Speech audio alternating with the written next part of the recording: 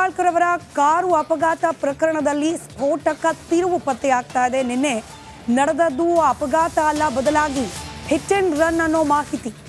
ಸಚಿವೆ ಲಕ್ಷ್ಮೀ ಹೆಬ್ಬಾಳ್ಕರ್ ವಿರುದ್ಧ ಸಂಚು ನಡೆದಿತ್ತ ಅನ್ನೋ ಅನುಮಾನಕ್ಕೆ ಕಾರಣವಾಗ್ತಾ ಇದೆ ಈ ಮಾಹಿತಿ. ಡಿಕ್ಕಿ ಹೊಡೆದು ಪರಾರಿಯಾಗಿದ್ದಾನೆ ಕ್ಯಾಂಟರ್ ಚಾಲಕ. ಸಚಿವೆಯ ಕಾರಿಗೆ ಡಿಕ್ಕಿ ಹೊಡೆದು ಎಸ್ಕೇಪ್ ಆಗಿದ್ದ ಕ್ಯಾಂಟರ್ ಅಪಘಾತ ತಪ್ಪಿಸೋಕೆ ಹೋಗಿ ಲಕ್ಷ್ಮೀ ಹೆಬ್ಬಾಳ್ಕರ್ ಅವರಿದ್ದ ಕಾರು ಮರಕ್ಕೆ ಡಿಕ್ಕಿ ಹೊಡೆದಿದೆ. ಬೆಳಗಾವಿಯಲ್ಲಿ ಎಸ್ಪಿ ಡಾಕ್ಟರ್ ಭೀಮಾಶಂಕರ್ ಗುಳೇದ್ ಈ ಬಗ್ಗೆ ಮಾಹಿತಿಯನ್ನು ಹಂಚಿಕೊಂಡಿದ್ದಾರೆ. ಘಟನೆಯಾಗಿ 2 ದಿನ ಆದರೂ ಕೂಡ ಕ್ಯಾಂಟರ್ ಚಾಲಕ ನಾಪತ್ತೆಯಾಗಿದ್ದಾನೆ. ಇದು ಮತ್ತಷ್ಟು ಅನುಮಾನಕ್ಕೆ ಕಾರಣವಾಗ್ತಾ ಇದೆ. ಅದರಲ್ಲೂ ಹೇಳಿ ಸಚಿವೆ ಒಬ್ಬರು ಪ್ರಯಾಣ ಮಾಡ್ತಿದ್ದ ಕಾರು, ಅದಕ್ಕೊಂದು ಕ್ಯಾಂಟರ್ ಡಿಕ್ಕಿ ಹೊಡೆಯುತ್ತೆ ಅಂತಂದರೆ ಪೊಲೀಸ್ ಇಲಾಖೆ ಬೇರೆಲ್ಲ ಪ್ರಕರಣಗಳಿಗಿಂತ ತುಸು ಹೆಚ್ಚೇ ಮುತುವರ್ಜಿ ವಹಿಸಿ ಆ ಕ್ಯಾಂಟರನ್ನು ಪತ್ತೆ ಹಚ್ಚೋ ಕಾರ್ಯವನ್ನು ಮಾಡ್ತಿರುತ್ತೆ. ಆದರೆ 2 ದಿನ ಆದರೂ ಕೂಡ, ಮೊನ್ನೆ ರಾತ್ರಿ ಅಥವಾ ನಸ್ಕಿನ್ ಜಾವದಲ್ಲಿ ನಡೆದಿರೋ ಘಟನೆ ಇದು. ಆದರೂ ಈ ಕ್ಯಾಂಟರ್ ಚಾಲಕ ಪತ್ತೆ ಆಗದೆ ಇರೋದು ಈಗ ಮತ್ತಷ್ಟು ಅನುಮಾನಕ್ಕೆ ಕಾರಣವಾಗ್ತಾ ಇದೆ. ದೃಶ್ಯದಲ್ಲಿ ಗಮನಿಸ್ತಾ ಇದ್ದೀರಿ, ಒಂದು ಕಡೆ ಕ್ಯಾಂಟರ್ ಡಿಕ್ಕಿ ಹೊಡೆದ ಸಂದರ್ಭದ ದೃಶ್ಯ, ಲಕ್ಷ್ಮೀ ಹೆಬ್ಬಾಳ್ಕರ್ ಅವರ ಕಾರ್ ಸಂಚರಿಸ್ತಾ ಇರುವ ದೃಶ್ಯ, ಮತ್ತೊಂದು ಕಡೆ ಅಪಘಾತ ಆದ ನಂತರದಲ್ಲಿ ಹೇಗಿತ್ತು ಪರಿಸ್ಥಿತಿ ಅನ್ನೋದು.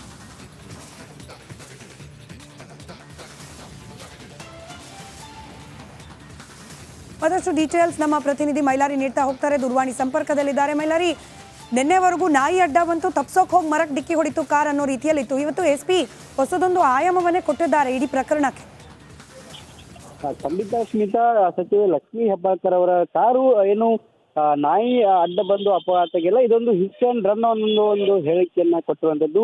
ಈಗಷ್ಟೇ ಅವರು ಏನು ಮಾಧ್ಯಮಗಳಿಗೆ ಮಾಹಿತಿಯನ್ನ ಕೊಟ್ಟಿದ್ದಾರೆ. ಸರ್ಕಾರಿ ವಾಹನ ಚಾಲಕ ಈ ಸಂಬಂಧ ಈಗಾಗಲೇ ಕಿತ್ತೂರು ಪೊಲೀಸ್ ಠಾಣಾ ವ್ಯಾಪ್ತಿಯಲ್ಲಿ ಕೂಡ ಪ್ರಕರಣವನ್ನ ದಾಖಲಿಸಿದ್ದಾರೆ. ಚಾಲಕ ಶಿವಪ್ರಸಾದ್ ಗಂಗಾಧರ ಎಂಬುವರು ಕಿತ್ತೂರು ಪೊಲೀಸ್ ಠಾಣೆಯಲ್ಲಿ ಏನು ದೂರನ್ನ ಕೂಡ ಕೊಟ್ಟಿರುವಂತದ್ದು. ಅದರಲ್ಲಿ ಪ್ರಮುಖವಾಗಿ ನಿನ್ನೆ ಬೆಳಗಿನ ಜಾವ ಈ ಒಂದು 5 ಗಂಟೆ ಸುಮಾರಿಗೆ ಅಪಘಾತ ಆಗಿದೆ. ಅಪಘಾತ ಆದಂತ ಸಂದರ್ಭದಲ್ಲಿ ಏನು ರಾಷ್ಟ್ರೀಯ ಹೆದ್ದಾರಿ ಏನೈತೆ ಅದರಲ್ಲಿ 3 ಲೈನ್ ಇರುತ್ತೆ. ಅದರಲ್ಲಿ ನಡುವಿನ ಲೈನ್ ಅಲ್ಲಿ ಕಂಟೈನರ್ ವಾಹನ ಹೋಗ್ತಿತ್ತು. ಅದರ ಪಕ್ಕದಲ್ಲಿ ಅಂದ್ರೆ ಎಡಬದಿಗೆ ಏನು ಸಚಿವೆ ಲಕ್ಷ್ಮೀ ಹೆಬ್ಬಾಳ್ಕರ್ ಕಾರ ಹೋಗ್ತಿತ್ತು. ಈ ಒಂದು ಸಂದರ್ಭದಲ್ಲಿ ಏಕಾಏಕಿ ಅಂಬಡ್ಗಟ್ಟಿ ಕ್ರಾಸ್ ಬಳಿ ಕಂಟೈನರ್ ವಾಹನ ಏನಿದೆ ಎಡಗಡೆಯಿಂದ ಬಲಗಡೆ ಬಂದಿದೆ. ಈ ಒಂದು ಕಂಟೈನರ್ನ ತಪ್ಪಿಸುವುದಕ್ಕೆ ಹೋಗಿ ಹೆಬ್ಬಾಳ್ಕರ್ ಅವರ ವಾಹನ ಚಾಲಕ ಏನಿದ್ದಾನೆ ಅಂತ ಪಕ್ಕಕ್ಕೆ ತೆಗೆದುಕೊಂಡಿದ್ದಾನೆ. ಇದರಿಂದ ಚಾಲಕನ ನಿಯಂತ್ರಣ ತಪ್ಪಿ ಅದು ಮರಕ್ಕೆ ಡಿಕ್ಕಿ ಆಗಿದೆ ಅನ್ನೋ ಒಂದು ಮಾಹಿತಿಯನ್ನ ಕೂಡ ಕೊಟ್ಟಿರುವಂತದ್ದು. ಬಳಿಕ ಅದನ್ನ ಏಕಾಏಕಿ ಟೊಯೋಟಾ ಶೋರೂಮ್ಗೆ ಕೂಡ ಕಾರನ್ನ ಕೂಡ ಚಾಲನೆ ಮಾಡಲಾಗಿತ್ತು ಮತ್ತು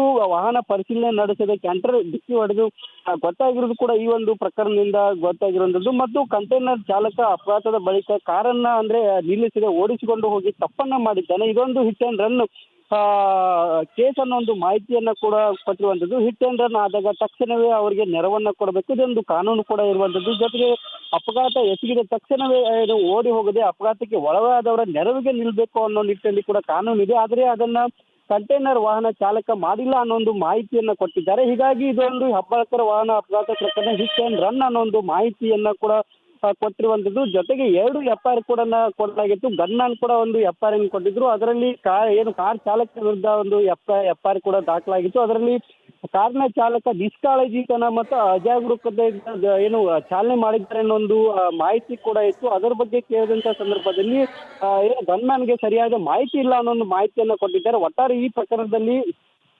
ನೋಡೋದಾದ್ರೆ ಸಚಿವೆ ಲಕ್ಷ್ಮೀ ಹೆಬ್ಬಾಳ್ಕರ್ ವಿರುದ್ಧ ಏನಾದ್ರೂ ಸಂಚು ನಡೆದಿತ್ತ ಅನ್ನೋ ಒಂದು ಈ ಅನುಮಾನ ಯಾಕೆ ಬರ್ತಿದೆ ಮೈಲಾರಿ? ಸಂಚು ಅನ್ನೋ ಅನುಮಾನ ಯಾಕೆ ಬರ್ತಾ ಇದೆ ಅಂತ? ಖಂಡಿತ ಸ್ಮಿತಾ, ಇಲ್ಲಿ ಪ್ರಮುಖವಾಗಿ ಸಚಿವೆ ಲಕ್ಷ್ಮೀ ಹೆಬ್ಬಾಳ್ಕರ್ ಹೋಗ್ತಿದ್ದಂತ ಕಾರಿಗೆ ಕಂಟೈನರ್ ವಾಹನ ಡಿಕ್ಕಿ ಆಗಿತ್ತು. ಆ ಡಿಕ್ಕಿ ಆದಂತ ಕಾರ್ನ ಚಾಲಕ ನಿಲ್ಲಿಸಿಲ್ಲ ಅನ್ನೋ ಒಂದು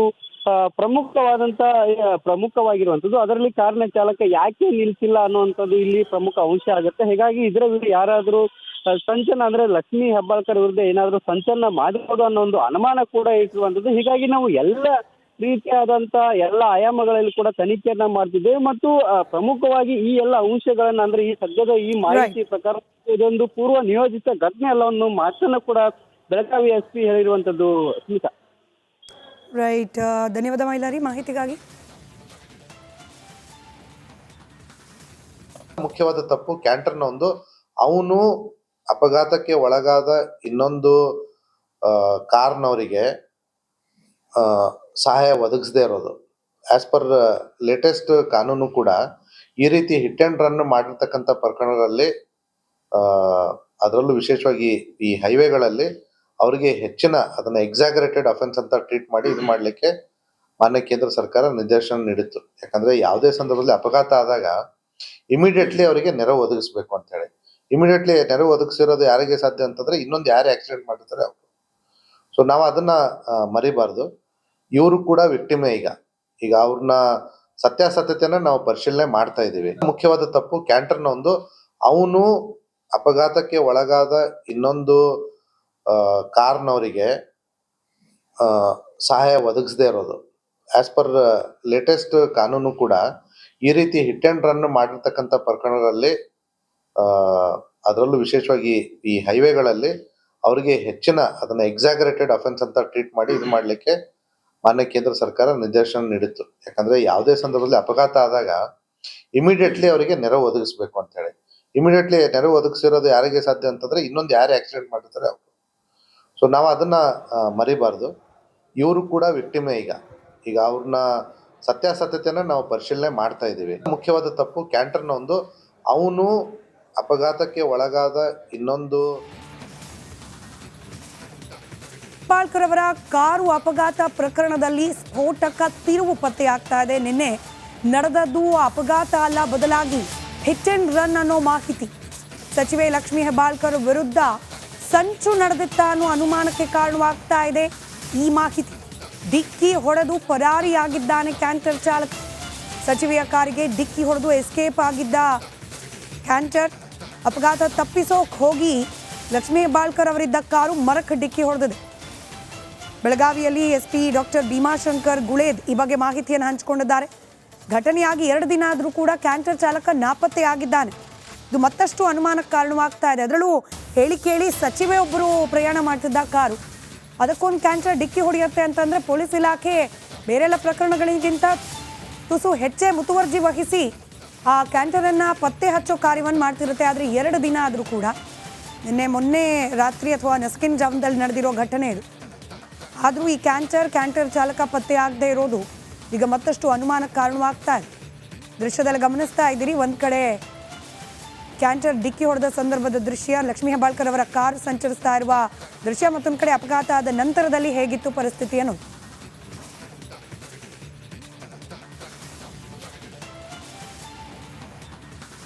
ಮತ್ತಷ್ಟು ಡೀಟೇಲ್ಸ್ ನಮ್ಮ ಪ್ರತಿನಿಧಿ ಮೈಲಾರಿ ನೀಡ್ತಾ ಹೋಗ್ತಾರೆ, ದೂರವಾಣಿ ಸಂಪರ್ಕದಲ್ಲಿದ್ದಾರೆ. ಮೈಲಾರಿ, ನಿನ್ನೆವರೆಗೂ ನಾಯಿ ಅಡ್ಡ ಬಂತು, ತಪ್ಸೋಕೆ ಹೋಗಿ ಮರಕ್ಕೆ ಡಿಕ್ಕಿ ಹೊಡಿತು ಕಾರ್ ಅನ್ನೋ ರೀತಿಯಲ್ಲಿತ್ತು. ಇವತ್ತು SP ಹೊಸದೊಂದು ಆಯಾಮವನ್ನೇ ಕೊಟ್ಟಿದ್ದಾರೆ ಇಡೀ ಪ್ರಕರಣಕ್ಕೆ. ಖಂಡಿತ ಸ್ಮಿತಾ, ಸಚಿವೆ ಲಕ್ಷ್ಮೀ ಹೆಬ್ಬಾಳ್ಕರ್ ಅವರ ಕಾರು ಏನು ನಾಯಿ ಅಡ್ಡ ಬಂದು ಅಪಘಾತಕ್ಕೆಲ್ಲ ಇದೊಂದು ಹಿಟ್ ಅಂಡ್ ರನ್ ಒಂದು ಹೇಳಿಕೆಯನ್ನ ಕೊಟ್ಟಿರುವಂತದ್ದು. ಈಗಷ್ಟೇ ಅವರು ಏನು ಮಾಧ್ಯಮಗಳಿಗೆ ಮಾಹಿತಿಯನ್ನ ಕೊಟ್ಟಿದ್ದಾರೆ. ಸರ್ಕಾರಿ ವಾಹನ ಚಾಲಕ ಈ ಸಂಬಂಧ ಈಗಾಗಲೇ ಕಿತ್ತೂರು ಪೊಲೀಸ್ ಠಾಣಾ ವ್ಯಾಪ್ತಿಯಲ್ಲಿ ಕೂಡ ಪ್ರಕರಣವನ್ನ ದಾಖಲಿಸಿದ್ದಾರೆ. ಚಾಲಕ ಶಿವಪ್ರಸಾದ್ ಗಂಗಾಧರ ಎಂಬುವರು ಕಿತ್ತೂರು ಪೊಲೀಸ್ ಠಾಣೆಯಲ್ಲಿ ಏನು ದೂರನ್ನ ಕೂಡ ಕೊಟ್ಟಿರುವಂತದ್ದು. ಅದರಲ್ಲಿ ಪ್ರಮುಖವಾಗಿ ನಿನ್ನೆ ಬೆಳಗಿನ ಜಾವ ಈ ಒಂದು 5 ಗಂಟೆ ಸುಮಾರಿಗೆ ಅಪಘಾತ ಆಗಿದೆ. ಅಪಘಾತ ಆದಂತ ಸಂದರ್ಭದಲ್ಲಿ ಏನು ರಾಷ್ಟ್ರೀಯ ಹೆದ್ದಾರಿ ಏನೈತೆ ಅದರಲ್ಲಿ 3 ಲೈನ್ ಇರುತ್ತೆ. ಅದರಲ್ಲಿ ನಡುವಿನ ಲೈನ್ ಅಲ್ಲಿ ಕಂಟೈನರ್ ವಾಹನ ಹೋಗ್ತಿತ್ತು. ಅದರ ಪಕ್ಕದಲ್ಲಿ ಅಂದ್ರೆ ಎಡಬದಿಗೆ ಏನು ಸಚಿವೆ ಲಕ್ಷ್ಮೀ ಹೆಬ್ಬಾಳ್ಕರ್ ಕಾರ ಹೋಗ್ತಿತ್ತು. ಈ ಒಂದು ಸಂದರ್ಭದಲ್ಲಿ ಏಕಾಏಕಿ ಅಂಬಡ್ಗಟ್ಟಿ ಕ್ರಾಸ್ ಬಳಿ ಕಂಟೈನರ್ ವಾಹನ ಏನಿದೆ ಎಡಗಡೆಯಿಂದ ಬಲಗಡೆ ಬಂದಿದೆ. ಈ ಒಂದು ಕಂಟೈನರ್ನ ತಪ್ಪಿಸುವುದಕ್ಕೆ ಹೋಗಿ ಹೆಬ್ಬಾಳ್ಕರ್ ಅವರ ವಾಹನ ಚಾಲಕ ಏನಿದ್ದಾನೆ ಆತ ಪಕ್ಕಕ್ಕೆ ತೆಗೆದುಕೊಂಡಿದ್ದಾನೆ. ಇದರಿಂದ ಚಾಲಕನ ನಿಯಂತ್ರಣ ತಪ್ಪಿ ಅದು ಮರಕ್ಕೆ ಡಿಕ್ಕಿ ಆಗಿದೆ ಅನ್ನೋ ಒಂದು ಮಾಹಿತಿಯನ್ನ ಕೂಡ ಕೊಟ್ಟಿರುವಂತದ್ದು. ಬಳಿಕ ಅದನ್ನ ಏಕಾಏಕಿ ಟೊಯೋಟಾ ಶೋರೂಮ್ಗೆ ಕೂಡ ಕಾರನ್ನ ಕೂಡ ಚಾಲನೆ ಮಾಡಲಾಗಿತ್ತು ಮತ್ತು ವಾಹನ ಪರಿಶೀಲನೆ ನಡೆಸಿದ ಕ್ಯಾಂಟರ್ ಡಿಕ್ಕಿ ಹೊಡೆದು ಗೊತ್ತಾಗಿರೋದು ಕೂಡ ಈ ಒಂದು ಪ್ರಕರಣದಿಂದ ಗೊತ್ತಾಗಿರುವಂತದ್ದು. ಮತ್ತು ಕಂಟೈನರ್ ಚಾಲಕ ಅಪಘಾತದ ಬಳಿಕ ಕಾರನ್ನ ನಿಲ್ಲಿಸದೆ ಓಡಿಸಿಕೊಂಡು ಹೋಗಿ ತಪ್ಪನ್ನ ಮಾಡಿದ್ದಾನೆ. ಇದೊಂದು ಹಿಟ್ ಅಂಡ್ ರನ್ ಕೇಸ್ ಅನ್ನೋ ಒಂದು ಮಾಹಿತಿಯನ್ನ ಕೂಡ ಕೊಟ್ಟಿರುವಂತದ್ದು. ಹಿಟ್ ಅಂಡ್ ರನ್ ಆದಾಗ ತಕ್ಷಣವೇ ಅವರಿಗೆ ನೆರವನ್ನ ಕೊಡಬೇಕು, ಇದೊಂದು ಕಾನೂನು ಕೂಡ ಇರುವಂತದ್ದು. ಜೊತೆಗೆ ಅಪಘಾತ ಎಸಗಿದ ತಕ್ಷಣವೇ ಓಡಿ ಹೋಗದೆ ಅಪಘಾತಕ್ಕೆ ಒಳಗಾದವರ ನೆರವಿಗೆ ನಿಲ್ಬೇಕು ಅನ್ನೋ ನಿಟ್ಟಿನಲ್ಲಿ ಕೂಡ ಕಾನೂನು ಇದೆ. ಆದರೆ ಅದನ್ನ ಕಂಟೈನರ್ ವಾಹನ ಚಾಲಕ ಮಾಡಿಲ್ಲ ಅನ್ನೋ ಒಂದು ಮಾಹಿತಿಯನ್ನ ಕೊಟ್ಟಿದ್ದಾರೆ. ಹೀಗಾಗಿ ಇದೊಂದು ಹೆಬ್ಬಾಳ್ಕರ್ ವಾಹನ ಅಪಘಾತ ಪ್ರಕರಣ ಹಿಟ್ ಅಂಡ್ ರನ್ ಅನ್ನೋ ಒಂದು ಮಾಹಿತಿಯನ್ನ ಕೂಡ ಕೊಟ್ಟಿರುವಂತದ್ದು. ಜೊತೆಗೆ 2 FIR ಕೂಡ ಕೊಡಲಾಗಿತ್ತು. ಗನ್ನಾನ್ ಕೂಡ ಒಂದು FIR ಕೊಟ್ಟಿದ್ರು. ಅದರಲ್ಲಿ ಕಾರ್ ಚಾಲಕ ವಿರುದ್ಧ ಒಂದು FIR ಕೂಡ ದಾಖಲಾಗಿತ್ತು. ಅದರಲ್ಲಿ ಕಾರ್ನ ಚಾಲಕ ನಿಷ್ಕಾಳಜಿತನ ಮತ್ತು ಅಜಾಗರೂಕತೆಯಿಂದ ಏನು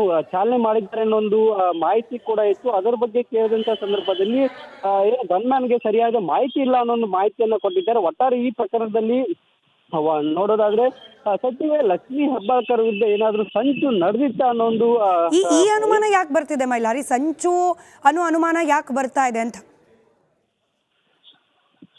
ಖಂಡಿತ ಸ್ಮಿತಾ, ಇಲ್ಲಿ ಪ್ರಮುಖವಾಗಿ ಏನು ಸಚಿವೆ ಲಕ್ಷ್ಮೀ ಹೆಬ್ಬಾಳ್ಕರ್ ಹೋಗ್ತಿದ್ದಂತ ಕಾರ್ಗೆ ಏನು ಕಂಟೈನರ್ ವಾಹನ ಡಿಕ್ಕಿಯಾಗಿತ್ತು. ಆ ಡಿಕ್ಕಿ ಆದಂತ ಕಾರ್ನ ಚಾಲಕ ನಿಲ್ಲಿಸಿಲ್ಲ ಅನ್ನೋ ಒಂದು ಪ್ರಮುಖವಾಗಿರುವಂತದ್ದು. ಅದರಲ್ಲಿ ಕಾರ್ನ ಚಾಲಕ ಯಾಕೆ ನಿಲ್ಲಿಸಿಲ್ಲ ಅನ್ನುವಂಥದ್ದು ಇಲ್ಲಿ ಪ್ರಮುಖ ಅಂಶ ಆಗುತ್ತೆ. ಹೀಗಾಗಿ ಇದರ ವಿರುದ್ಧ ಯಾರಾದರೂ ಸಂಚನ ಅಂದ್ರೆ ಲಕ್ಷ್ಮೀ ಹೆಬ್ಬಾಳ್ಕರ್ ವಿರುದ್ಧ ಏನಾದರೂ ಸಂಚನ್ನ ಮಾಡಬಹುದು ಅನ್ನೋ ಒಂದು ಅನುಮಾನ ಕೂಡ ಇಟ್ಟಿರುವಂತದ್ದು. ಹೀಗಾಗಿ ನಾವು ಎಲ್ಲ ರೀತಿಯಾದಂತ ಎಲ್ಲ ಆಯಾಮಗಳಲ್ಲಿ ಕೂಡ ತನಿಖೆಯನ್ನ ಮಾಡ್ತಿದ್ದೇವೆ ಮತ್ತು ಪ್ರಮುಖವಾಗಿ ಈ ಎಲ್ಲ ಅಂಶಗಳನ್ನ ಅಂದ್ರೆ ಈ ಸದ್ಯದ ಈ ಮಾಹಿತಿ ಪ್ರಕಾರ ಇದೊಂದು ಪೂರ್ವ ನಿಯೋಜಿತ ಘಟನೆ ಅಲ್ಲ ಅನ್ನೋ ಮಾತನ್ನು ಕೂಡ ಬೆಳಗಾವಿ SP ಹೇಳಿರುವಂತದ್ದು. ಸ್ಮಿತಾ, ರೈಟ್, ಧನ್ಯವಾದ ಮೈಲಾರಿ ಮಾಹಿತಿಗಾಗಿ. ಮುಖ್ಯವಾದ ತಪ್ಪು ಕ್ಯಾಂಟರ್ನ ಒಂದು ಅವನು ಅಪಘಾತಕ್ಕೆ ಒಳಗಾದ ಇನ್ನೊಂದು ಕಾರ್ನವರಿಗೆ ಸಹಾಯ ಒದಗಿಸದೇ ಇರೋದು.